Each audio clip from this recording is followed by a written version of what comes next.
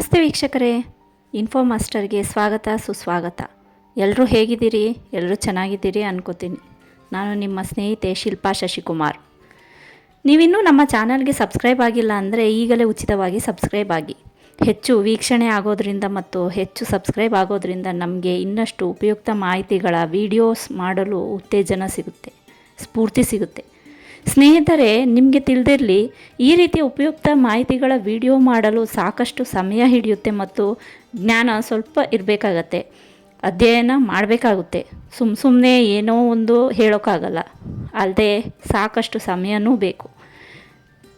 ನನಗೆ ಗೃಹಿಣಿಯಾಗಿ ಒಂದು ಮಾಹಿತಿಯುಳ್ಳ ವಿಡಿಯೋ ಮಾಡಲು ಏನಿಲ್ಲ ಅಂದರೂ 3ರಿಂದ 4 ದಿನಗಳು ಬೇಕು.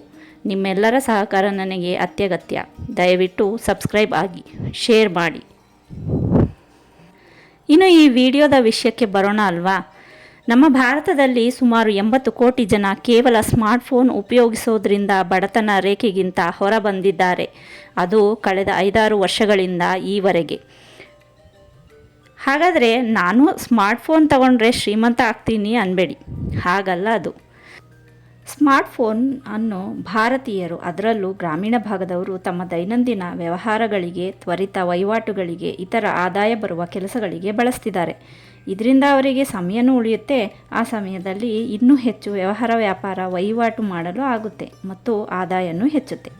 ಅದರಲ್ಲೂ ಭಾರತದ ಹಳ್ಳಿಗಾಡಿನ ಜನರಿಗೆ ಬಹಳ ಉಪಯೋಗಕ್ಕೆ ಬರುತ್ತಿದೆ ಈ smartphones. FAO food and agriculture ಆರ್ಗನೈಸೇಷನ್ನ ಪ್ರಸ್ತುತ ಮತ್ತು ಮುಂದಿನ ಪೀಳಿಗೆಯ ಹಸಿವು ನಿರ್ಮೂಲನೆ ಕಡೆಗೆ ಪ್ರಗತಿ ಕಾರ್ಯಕ್ರಮದಲ್ಲಿ UNGA United Nations general assembly president ಭಾರತದ ಸಾಧನೆಯನ್ನು ಹೊಗಳಿದ್ದಾರೆ.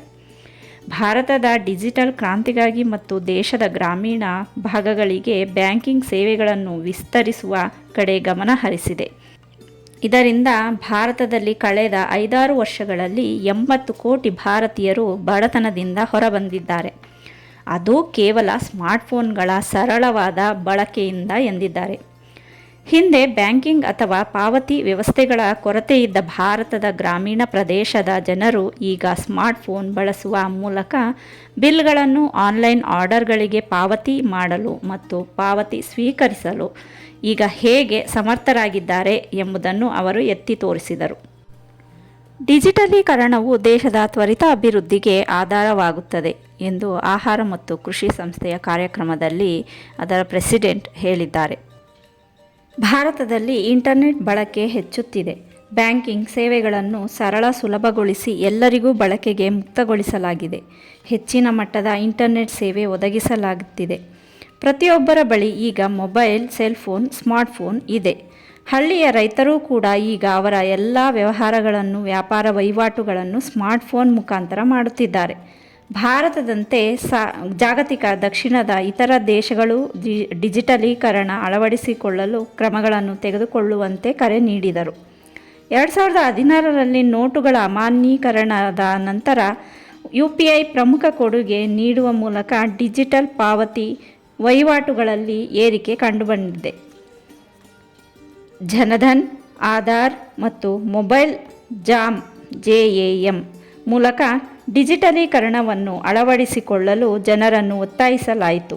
ಇದರ ಪರಿಣಾಮವಾಗಿ ಭಾರತದಲ್ಲಿ ಗ್ರಾಮೀಣ ಭಾಗದ ಜನರೂ ಸೇರಿದಂತೆ ಅನಕ್ಷರಸ್ಥರೂ ಸಹ ಸೇರಿ ಲಕ್ಷಾಂತರ ಜನರು ತಮ್ಮ ಬ್ಯಾಂಕ್ ಖಾತೆಗಳನ್ನು ತೆರೆದಿದ್ದಾರೆ. ಆಧಾರ್ ಲಿಂಕ್ ಮಾಡುವ ಮೂಲಕ ಸರ್ಕಾರದ ವಿವಿಧ ಯೋಜನೆಗೆ ಫಲಾನುಭವಿಗಳಾಗಿದ್ದಾರೆ ಮತ್ತು ಮೊಬೈಲ್ ಲಿಂಕ್ ಮಾಡಿ ಕೇಂದ್ರ ಮತ್ತು ರಾಜ್ಯ ಸರ್ಕಾರಗಳ ವಿವಿಧ ಯೋಜನೆಗಳ ಪಾವತಿಗಳನ್ನು ನೇರವಾಗಿ ಮತ್ತು ನಿಖರವಾಗಿ ತಮ್ಮ ಬ್ಯಾಂಕ್ ಖಾತೆಗಳಿಗೆ ಸ್ವೀಕರಿಸಬಹುದಾಗಿದೆ. ಇದರಿಂದ ಮಧ್ಯವರ್ತಿಗಳ ಹಾವಳಿ ಮತ್ತು ಹಣದ ಸೋರುವಿಕೆ ತಡೆದಂತಾಗಿದೆ. ವಿಶ್ವಸಂಸ್ಥೆಯ ವಿಶ್ವ ಆರ್ಥಿಕ ಪರಿಸ್ಥಿತಿ ಮತ್ತು ಭವಿಷ್ಯ WESP ವರದಿ ಪ್ರಕಾರ 2024ರಲ್ಲಿ 6.9% ಭಾರತದ ಆರ್ಥಿಕತೆಯು ಬೆಳವಣಿಗೆಯಾಗಲಿದೆ ಎಂದು ಮುನ್ಸೂಚನೆ ನೀಡಿದೆ. ಮುಖ್ಯವಾಗಿ ಬಲವಾದ ಸಾರ್ವಜನಿಕ ಹೂಡಿಕೆ ಮತ್ತು ಚೇತರಿಸಿಕೊಳ್ಳುವ ಖಾಸಗಿ ಬಳಕೆ, ಕಡಿಮೆಯಾದ ಬಾಹ್ಯ ಬೇಡಿಕೆಯು ಸರಕುಗಳ ರಫ್ತು ಬೆಳವಣಿಗೆ ಕುಂಠಿತಗೊಳಿಸಿದರೂ ಔಷಧಗಳ ಮತ್ತು ರಾಸಾಯನಿಕಗಳ ರಫ್ತುಗಳು ಬಲವಾಗಿ ಇನ್ನಷ್ಟು ವಿಸ್ತರಿಸುವ ನಿರೀಕ್ಷೆ ಇದೆ ಎಂದು ವರದಿ ಹೇಳಿದೆ. ಭಾರತದಲ್ಲಿ ಕಾರ್ಮಿಕ ಮಾರುಕಟ್ಟೆಯೂ ಸಹ ಸುಧಾರಣೆಯನ್ನು ತೋರಿಸಿದೆ. ಆರ್ಥಿಕ ಬೆಳವಣಿಗೆ ಮತ್ತು ಹೆಚ್ಚಿನ ಕಾರ್ಮಿಕ ಬಲದ ಭಾಗವಹಿಸುವಿಕೆಯಿಂದ ಬೆಂಬಲಿತವಾಗಿದೆ. US ಮತ್ತು ಚೈನಾ ಆರ್ಥಿಕತೆಯೂ ಸಹ ತುಸು ಬೆಳವಣಿಗೆಯಾಗಲಿದೆ ಎಂದು ಅಂದಾಜಿಸಲಾಗಿದೆ. ಆಫ್ರಿಕಾ, ಲ್ಯಾಟಿನ್ ಅಮೆರಿಕಾ ಮತ್ತು ಕೆರಿಬಿಯನ್ನಲ್ಲಿನ ಹೆಚ್ಚಿನ ಹಣದುಬ್ಬರ ಮತ್ತು ಎರವಲು ಅಂದರೆ ಸಾಲದ ಹೊರೆ, ನಿರಂತರ ವಿನಿಮಯ, ಟ್ರೇಡಿಂಗ್ ದರದ ಒತ್ತಡಗಳು ಹಾಗೂ ದೀರ್ಘಕಾಲಿಕ ರಾಜಕೀಯ ಅಸ್ಥಿರತೆ ಕಾರಣಗಳಿಂದ ಕಡಿಮೆ ಆರ್ಥಿಕ ಬೆಳವಣಿಗೆಯನ್ನು ಅನುಭವಿಸುತ್ತಿವೆ. ಇಂಡೋನೇಷ್ಯಾ, ಭಾರತ ಮತ್ತು ಮೆಕ್ಸಿಕೋ ಮತ್ತಿತರ ದೊಡ್ಡ ಅಭಿವೃದ್ಧಿಶೀಲ ರಾಷ್ಟ್ರಗಳು ಬಲವಾದ ದೇಶೀಯ ಹಾಗೂ ಬಾಹ್ಯ ಬೇಡಿಕೆಯಿಂದ ಪ್ರಯೋಜನ ಪಡೆಯುತ್ತಿದೆ. ಜಾಗತಿಕ ವ್ಯಾಪಾರವು 2024ರಲ್ಲಿ ಚೇತರಿಸಿಕೊಳ್ಳುವ ನಿರೀಕ್ಷೆ ಇದೆ. ಆದರೆ ಕೆಂಪು ಸಮುದ್ರದಲ್ಲಿನ ಅಡಚಣೆಗಳು ಮತ್ತು ಹೆಚ್ಚುತ್ತಿರುವ ಸರಕು ವೆಚ್ಚಗಳು ಹಾಗೂ ಮಧ್ಯಪ್ರಾಚ್ಯದಲ್ಲಿ ನಿರಂತರ ಭೌಗೋಳಿಕ ರಾಜಕೀಯ ಉದ್ವಿಗ್ನತೆಗಳು ಸವಾಲಾಗಿ ಉಳಿದಿವೆ. ಐತಿಹಾಸಿಕ ಅನ್ಯಾಯವನ್ನು ಸರಿಪಡಿಸುವ ಬೇಡಿಕೆಯು ಇನ್ನೂ ಬಲವಾಗಿ ಬೆಳೆಯುವ ಆಫ್ರಿಕಾ ಸೇರಿದಂತೆ ಯುವ ಮತ್ತು ಭವಿಷ್ಯದ ಪೀಳಿಗೆಯ ಧ್ವನಿಯನ್ನು ಕೇಳುವ ಸುಧಾರಣೆಯನ್ನು ನಾವು ಮುಂದಕ್ಕೆ ತಳ್ಳಬೇಕು. ಇಲ್ಲದಿದ್ದರೆ ಕೌನ್ಸಿಲ್ ಅನ್ನು ಮರೆವು ಮತ್ತು ಅಪ್ರಸ್ತುತತೆಯ ಹಾದಿಗೆ ಕಳುಹಿಸುವ ಅಪಾಯವನ್ನು ನಾವು ಎದುರಿಸುತ್ತೇವೆ.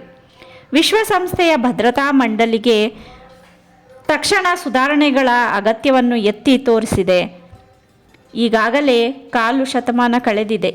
ಜಗತ್ತು ಮತ್ತು ಮುಂದಿನ ಪೀಳಿಗೆ ಇನ್ನೂ ಮುಂದೆ ಕಾಯಲು ಸಾಧ್ಯವಿಲ್ಲ ಎಂದು ವಿಶ್ವಸಂಸ್ಥೆಯ ಭಾರತದ ಕಾಯಂ ಪ್ರತಿನಿಧಿ ರುಚಿರಾ ಕಾಂಬೋಜ್ ನ್ಯೂಯಾರ್ಕ್ನಲ್ಲಿ ನಡೆದ 78ನೇ ಅಧಿವೇಶನದ ಅನೌಪಚಾರಿಕ ಸಭೆಯಲ್ಲಿ ಮಾತನಾಡಿದರು.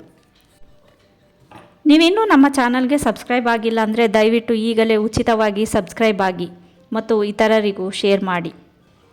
ಸರ್ವೇ ಜನಾಃ ಸುಖಿನೋ ಭವಂತು, ಸರ್ವ ಸನ್ಮಂಗಳಾನಿ ಭವಂತು. ಮತ್ತೊಂದು ಉಪಯುಕ್ತ ಮಾಹಿತಿ ಹೊತ್ತ ವಿಡಿಯೋದೊಂದಿಗೆ ಮತ್ತೆ ಭೇಟಿಯಾಗೋಣ. ಸ್ನೇಹಿತರೆ, ಧನ್ಯವಾದಗಳು.